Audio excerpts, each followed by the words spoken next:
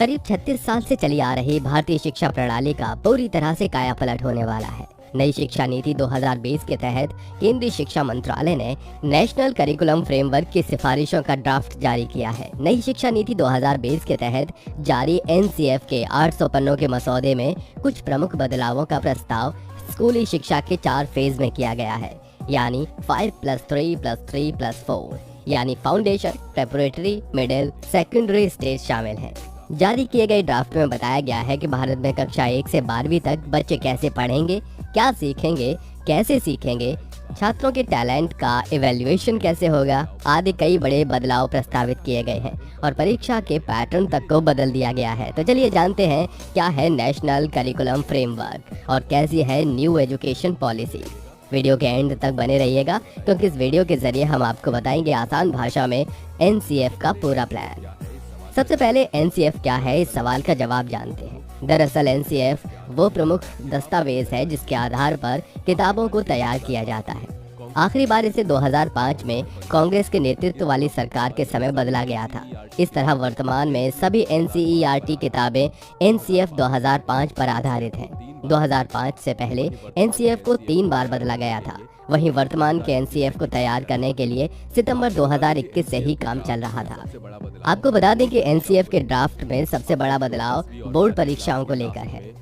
अब तक जो 10वीं और 12वीं क्लास के लास्ट में बोर्ड परीक्षाएं होती हैं उन्हें साल में 2 बार कराने का विचार किया गया है, यानी प्रोफेशनल कोर्सेज की तरह अब 11वीं और 12वीं में भी सेमेस्टर सिस्टम लागू हो जाएगा। सेमेस्टर के हिसाब से ही सिलेबस तैयार होगा। इसके अलावा 12वीं के रिजल्ट में 11वीं क्लास के अंक भी जुड़ेंगे। आसान भाषा में समझने के लिए कह सकते हैं कि अब 10वीं पास करने के बाद बच्चों को हर 6 महीने में 4 बोर्ड परीक्षाओं को पास करना होगा। हालांकि 9वीं और 10वीं में परीक्षाओं का पुराना पैटर्न ही लागू रहेगा।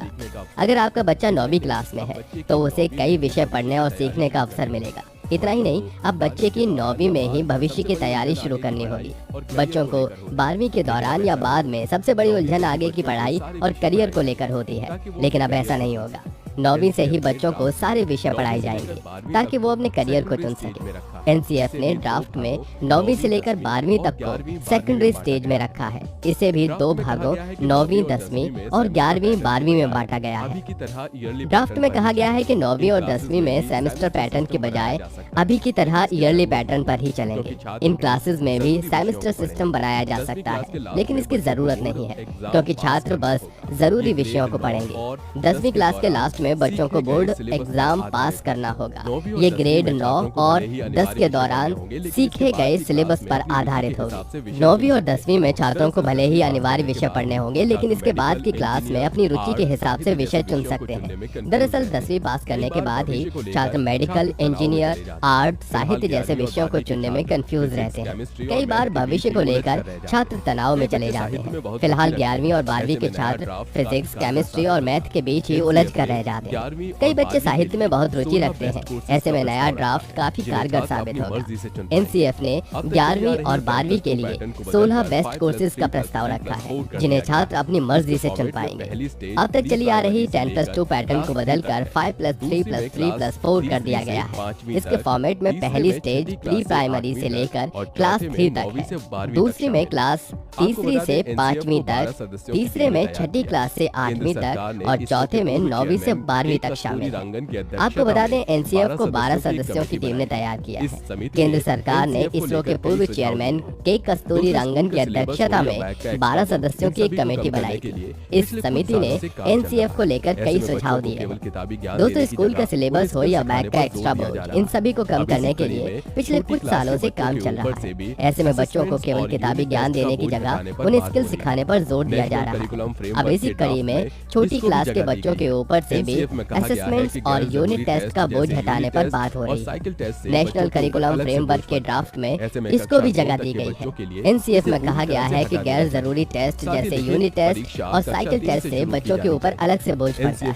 ऐसे में कक्षा 2 तक के बच्चों के लिए इसे पूरी तरह से हटा देना चाहिए। साथ ही लिखित परीक्षा कक्षा 3 से शुरू की जानी चाहिए।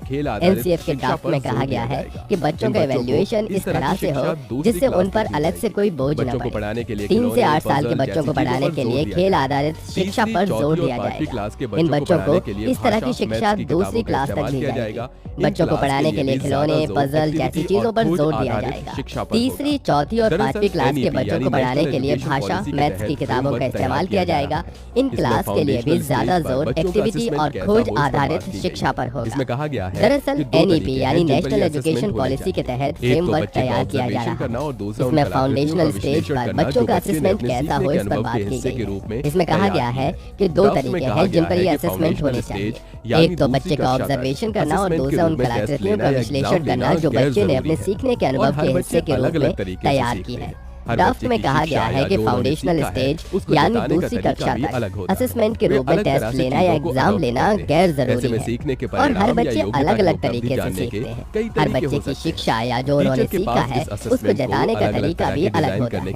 वे अलग तरह से चीजों को अडॉप्ट करते हैं। ऐसे में सीखने के परिणाम या योग्यता की उपलब्धि जानने के कई तरीके हो सकते हैं। टीचर के पास इस असेसमेंट को अलग अलग तरह के डिजाइन करने की क्षमता होनी चाहिए। इसके अलावा असेसमेंट में रिकॉर्डिंग और डॉक्यूमेंटेशन को भी शामिल करना चाहिए। बच्चे ने कितना सीखा है ये इन सभी चीजों को एनालाइज करने के बाद निर्धारित करना चाहिए। असेसमेंट टूल्स और प्रोसेस को इस तरह से डिजाइन करना होगा कि वे बच्चे के लिए सीखने के अनुभव का एक नेचुरल एक्सटेंशन हो। ड्राफ्ट में तीसरी से 5वीं क्लास के बच्चों के लिए रिटन टेस्ट रखने की सलाह दी है। साथ ही कहा गया है कि इससे माता पिता भी आसानी से अपने बच्चे की प्रोग्रेस को देख और समझ सकें। ड्राफ्ट में क्लास 6 से 8वीं तक के सिलेबस के बारे में भी बात की। इसमें कहा गया है कि स्टेज में बच्चे के कॉन्सेप्ट को मजबूत किया जाना चाहिए। उनका सिलेबस कॉन्सेप्ट बेस्ड होना चाहिए। इस दौरान बच्चों के regular assessment unit term and में होने चाहिए। इसमें मल्टीपल चॉइस क्वेश्चन से लेकर शॉर्ट लॉन्ग क्वेश्चन भी होने चाहिए। साथ ही project, debate, presentation, experiment, investigation, role play, journals,